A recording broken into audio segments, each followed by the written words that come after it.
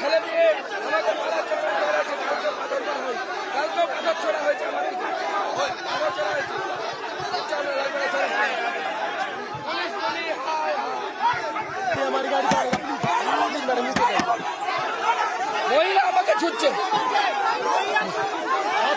মহিলা পুলিশ আমাকে ছুটছে, ধরছে। পুলিশটাকে গাড়িতে উঠতে পারে না। আপনি নামুন। পুলিশ কোন কাগজ দেখাচ্ছে, আমাকে হাউস অ্যারেস্ট করছে। সে হাউস অ্যারেস্ট, সে হাউস অ্যারেস্ট।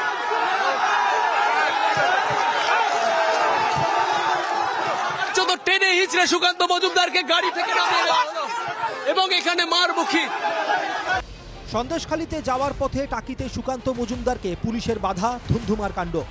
ধস্তাধস্তিতে অচৈতন্য হয়ে পড়েন বিজেপির রাজ্য সভাপতি।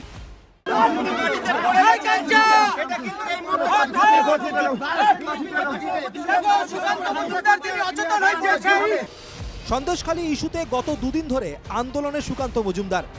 এদিন সন্দেশখালী যাওয়ার কথা ছিল বিজেপি রাজ্য সভাপতির, কিন্তু বাদ সাধল পুলিশ। সন্দেশখালী যাওয়ার আগে সরস্বতী বন্দনায় মেতে উঠবে বিজেপি নেতৃত্ব। আজকে সন্দেশখালীতেই সরস্বতী মায়ের অঞ্জলি দেওয়ার কথা ছিল বিজেপি রাজ্য সভাপতির, কিন্তু আকস্মিকভাবে এই হাউস অ্যারেস্টের যে ডিসিশন পুলিশের তরফ থেকে দেখানো হয়েছে, তারপরে কিন্তু দেখা যাচ্ছে যে বিজেপি নেতৃত্ব যারা এই মুহূর্তে এই লজে রয়েছেন, যাদেরকে বেরোনোর অনুমতি দেওয়া হবে না, তারা কিন্তু দেবী সরস্বতীর এই মূর্তি নিয়ে চলে এসেছে। যদি এই 144 ইম্পোজ করতে হয়, তাহলে কিন্তু এটা প্রমাণিত হয় যে রাজ্য সরকার বা পুলিশ প্রশাসন ল অ্যান্ড অর্ডার মেনটেন করতে পারছে না। আজকে আমার কর্মসূচি কি ছিল? শান্তিপূর্ণভাবে আমরা সন্দেশখালীতে যাব এবং সন্দেশখালীতে গিয়ে সেখানে মা সরস্বতীর আরাধনায় ব্রতী হব। আমি মা সরস্বতীর মূর্তি দিয়ে রওনা দেব, পুলিশ যেখানে বাধা দেবে সেখানে বসে মা সরস্বতীর আরাধনায় আমরা ব্রতী হব। টাকির গেস্ট হাউসে বসেই সন্দেশখালী নিয়ে আন্দোলনের আগামী কর্মসূচি ঘোষণা করেন সুকান্ত মজুমদার।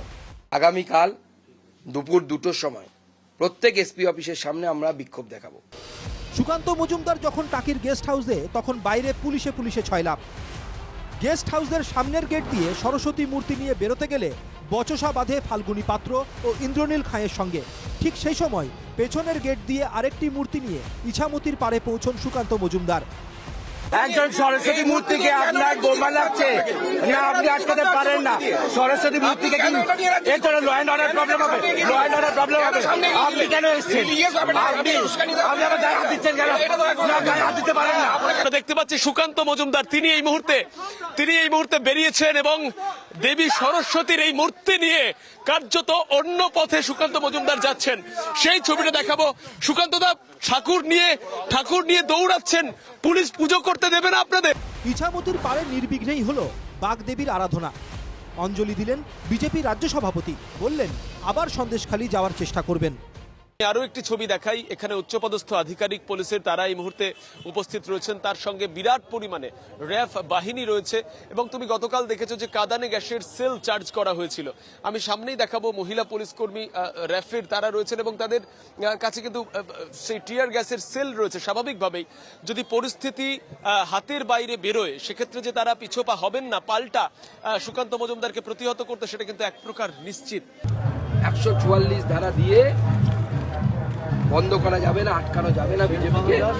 সুকান্ত মজুমদারকেও আটকানো যাবে না, বিজেপিকেও আটকানো যাবে। অবশ্যই যাওয়ার চেষ্টা করব, পুলিশ আটকালে আটকাবে। সুকান্তকে কটাক্ষ করতে ছাড়েনি তৃণমূল। একটা জায়গায় 144 আছে, সন্দেশখালী শান্ত হয়ে এসেছে, সেই জায়গাটায় সুকান্তবাবু কি করেছেন? সুকান্তবাবু জানেন শান্ত হয়ে গেছে, পরিস্থিতি নিয়ন্ত্রণে। সুকান্তবাবু জানেন মিথ্যাচার করছেন, যে ঘটনাগুলো ঘটেনি অতিরঞ্জিত করে মিথ্যা বানিয়ে ফুলিয়ে ফাঁপিয়ে তারা একটা পলিটিক্স করতে চাইছেন। কে কত খারাপ কাজ করবে, কে কত বেশি প্রচারে থাকবে, এই নাটকে ঢুকে গেছেন, নাটকে। কিছু সময়ের মধ্যে ফের নতুন করে উত্তেজনা। পুলিশের সঙ্গে ধস্তাধস্তি সুকান্তর। ধাক্কাধাক্কিতে গাড়িতে ওঠার সময় পড়ে যাওয়ার উপক্রম হয় সুকান্তর। ধস্তাধস্তিতে অসুস্থ হন সুকান্ত মজুমদার।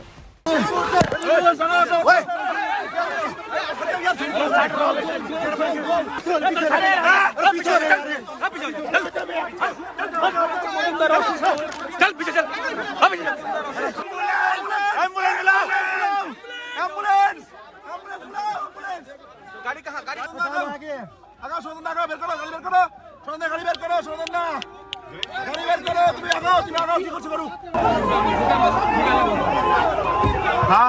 एक गाड़ी निकालो बस। উত্তেজিত বিজেপি কর্মী নেতাদের গেস্ট হাউসের ভেতর ঢুকিয়ে দেয় পুলিশ। এর মধ্যে অসুস্থ সুকান্ত মজুমদারকে নিয়ে বসিরহাট হাসপাতালে রওনা দেয় পুলিশ।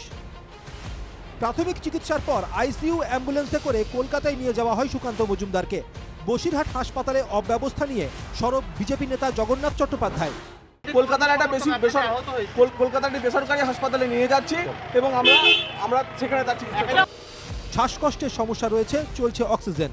বাইপাসে বেসরকারি হাসপাতালে ভর্তি করা হয় বিজেপি রাজ্য সভাপতিকে। ছবিটা দেখাবো অ্যাম্বুলেন্স, এই অ্যাম্বুলেন্সেই কিন্তু বসিরহাট থেকে তাকে নিয়ে আসা হয়েছিল। রাস্তাতেই অ্যাম্বুলেন্সের সিলিন্ডার শেষ হয়ে গিয়েছিল এবং রাস্তা থেকে শেষ হয়ে গিয়েছিল। হ্যাঁ, রাস্তায় সিলিন্ডার শেষ হয়ে গিয়েছিল, একটা সিলিন্ডার সাপোর্ট ছিল। কেমন আছেন এখন কেমন সেন্স ছিল, আমরা যখন নিয়ে এসেছি সেন্স ছিল। দেবরাজ হালদার ও সৌরজ্যোতি বন্দ্যোপাধ্যায়ের রিপোর্ট, এনকেটিভি বাংলা, বসিরহাট টাকি।